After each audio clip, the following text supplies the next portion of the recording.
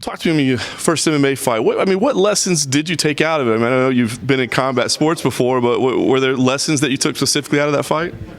The biggest lesson is I don't ever want to be on the ground again. Not that I felt like I was ever in a place where I would ever tap out or something, but at the same time, I just want to be where I'm comfortable. Can you go into a fight thinking that? I mean, it's like inevitable at some point that you're going to have to be on the ground, right? So is that a dangerous attitude to have? I don't think so, because if I practiced not being somewhere, I would hope that everything that I train for is going to work, just like everyone else does. So it's really just the concept of course, I'm going to make sure that worst case scenario, what happens, my whole camp is based around what happens if that does happen.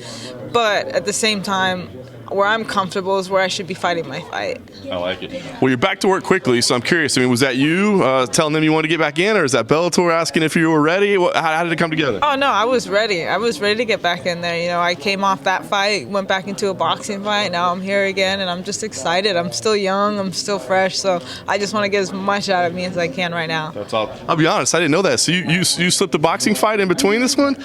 How did that go, and was it different, like going back and forth between the two sports? It wasn't very different. It was a really good fight. I got a rematch with a girl that cut my eye open and beat her up for 10 rounds. So it was great. It was great to get back in there and do something that I really love to do. And now it's going back to the thing that I'm learning to do and just having fun. Nice.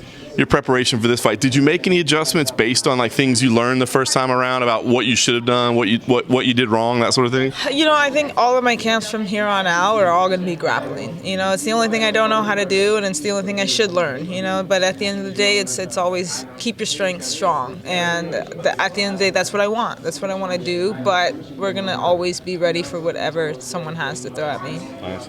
Talk about the matchup here. I mean, not a name that a lot of people might know, but that's what happens doing people's career, right? So, have you been able to see much tape? Do you know much about her? What do you think about the matchup? I think the only thing that I looked up was when they gave me the names and they decided this was the girl I was going to fight. I looked her up, and she just looks like a really happy girl that's an athlete and really wants to fight. You know, I think she's coming off 3 wins. I didn't watch the videos, so. You know, whatever she has coming, my coaches watched, they prepared me for it. I don't like to psych myself out. I'm doing me, and I'm going to do that the best I can, and she's going to bring the best that she's got to take me out, and I'm just going to be there. Nice.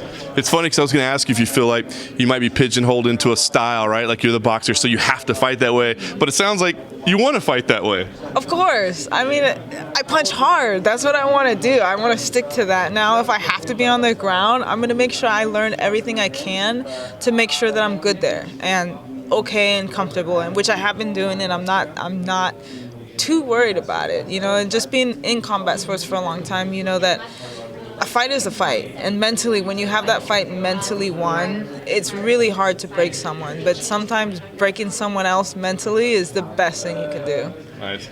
Well, this will be a big win to start out the year, I guess. Give me the idea. What are the plans? Do you want to keep bouncing back and forth? I mean, what are the goals that you want to accomplish this year in 2020? I'm really happy with MMA, and I actually really like it, and I really like what comes with it, and that's just like the respect in the sport, the respect for women in the sport. You know, boxing is still a little behind. We're doing a whole lot better, but we're way behind. So I'm really happy to keep progressing in this sport, and I'm having fun grappling. I think I hate doing it, but I'm actually having fun learning something new. So it's a good thing for me, and I'm happy to do MMA at least for the next year and just focus on that. Very nice. Well, I'm sure you want to get a win here to get that thing going. Give me an idea. How do you think this thing plays out? Are you going to be able to stay off the ground and just keep it on the feet? Do you think you're going to get tested a little bit? How do you see this thing going? You know, I don't know. You know, she obviously should be better at MMA than I am, you know, but at the same time, I'm here to win, and I don't know. I don't care how it happens.